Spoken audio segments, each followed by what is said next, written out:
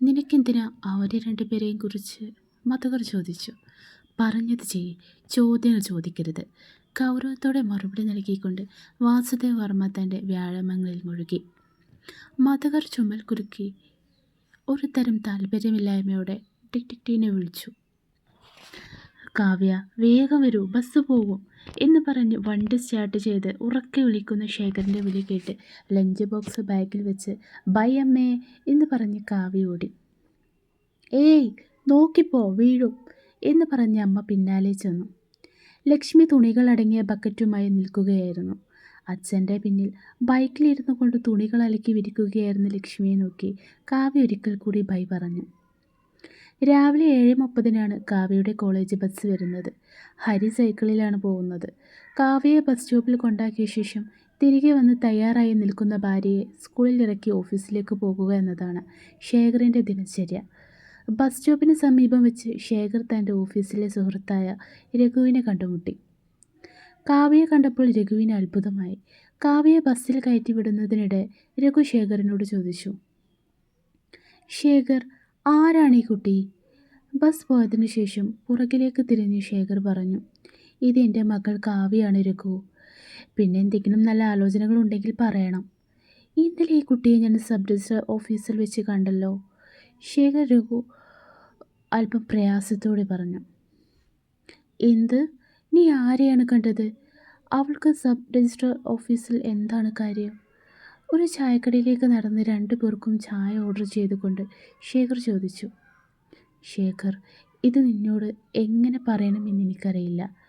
ഈ പെൺകുട്ടി മറ്റൊരു പയ്യനുമായി സബ് രജിസ്ട്രാർ ഓഫീസിൽ വെച്ച് വിവാഹം കഴിക്കുന്നത് ഞാൻ കണ്ടു.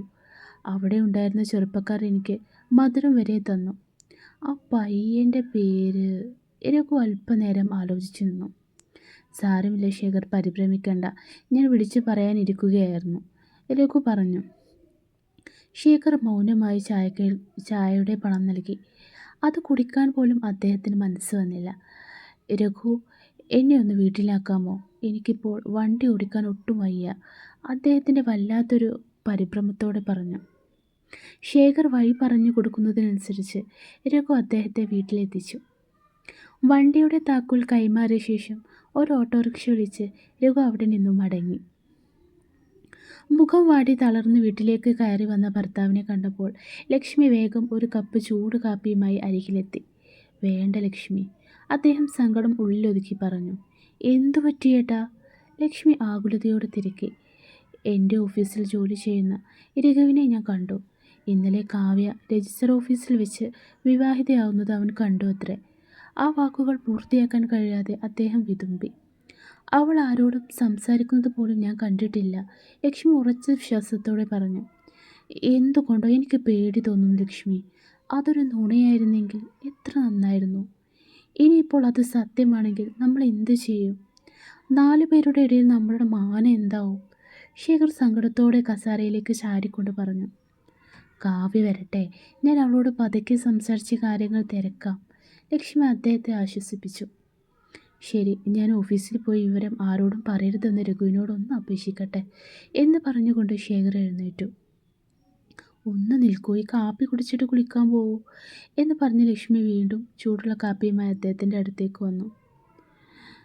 ഹലോ, ആരാധ്യ ഫോണിലൂടെ വിളിച്ചു. എന്ത് പറയണമെന്നറിയാതെ കാവ്യ പതറിപ്പോയി. പരിഭ്രമത്തോടെ അവൾ പെട്ടെന്ന് ഫോൺ കട്ട് ചെയ്തു. ദ്രുതഗതിയിൽ മടിക്കുന്ന തൻ്റെ നെഞ്ചിൽ കൈവച്ച് അവൾ ദീർഘമായി ശ്വാസം വിട്ടു.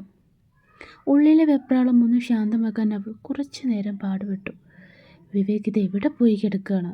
ഫോൺ കൂടെ കരുതിയാൽ എന്താ? അവൾ ദേഷ്യത്തോടെ സ്വയം പിറുപിറുത്തു. ശേഷം ഫോണിലെ പഴയ മെസ്സേജുകൾ ഓരോന്നോരോന്നായി നോക്കി അവിടെ തന്നെ ഇരുന്നു. വീട്ടിലുള്ളവർ ആരെങ്കിലും ഫോൺ നോക്കിയാലോ എന്ന് പേടിച്ച് വിവേകിൻ്റെ നമ്പർ അവൾ അഖില എന്നാണ് സേവ് ചെയ്ത് വെച്ചിരിക്കുന്നത്. ഓരോ തവണയും സംഭാഷണങ്ങൾ കഴിഞ്ഞാലുടൻ ചാറ്റ് ഹിസ്റ്ററി ഡിലീറ്റ് ചെയ്യാനും അവൾ പ്രത്യേകം ശ്രദ്ധിക്കാറുണ്ട്. പിന്നീട് കാവ്യ കോളേജിലെത്തി. അവിടെ വെച്ച് സ്കൂട്ടിയിൽ വന്ന ബിന്ദുവിനെ അവൾ കണ്ടുമുട്ടി.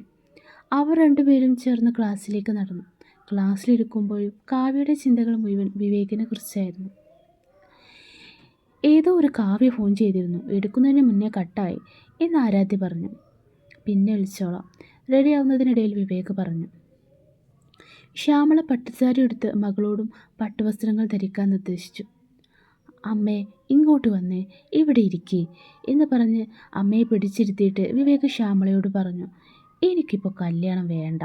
ഞാനൊരു സോഫ്റ്റ്വെയർ ജോലി കണ്ടെത്തി അനിയത്തിയുടെ വിവാഹം കഴിപ്പിച്ച് കഴിഞ്ഞേ ഞാൻ കല്യാണം കഴിക്കൂ. വിവേക്, നിനക്ക് പറഞ്ഞാൽ മനസ്സിലായില്ലടാ. രാഘവൻ നായർക്ക് ഒരുപാട് സ്വത്തുക്കളുണ്ട്. ഈ കല്യാണം നടന്നാൽ അതെല്ലാം നിൻ്റേതാകും. അയാൾക്ക് ഒരേ ഒരു മകളേ ഉള്ളൂ. അവർക്ക് വേണ്ടി രാഘവൻ നായർ ഒരു കാർ അയച്ചിരുന്നു. വിവേക് കുട്ടിക്കാലത്ത് ആ വീട് പുറത്തു നിന്ന് മാത്രമേ കണ്ടിട്ടുണ്ടായിരുന്നുള്ളൂ. ഒരിക്കൽ പോലും ഉള്ളിൽ കയറിയിട്ടില്ല. തൻ്റെ അമ്മ പല വിശേഷങ്ങൾക്കും അവിടെ പോകാറുണ്ടെങ്കിലും വിവേക് എപ്പോഴും പഠനത്തിരക്കിലായതുകൊണ്ട് ആരുടെയും വീട്ടിലധികം പോകാറില്ലായിരുന്നു. കാർ വീടിനുള്ളിലേക്ക് പ്രവേശിച്ചതും മതിലകത്തെ ആ വലിയ വീട് കണ്ട് വിവേക് അമ്പരന്ന് പോയി.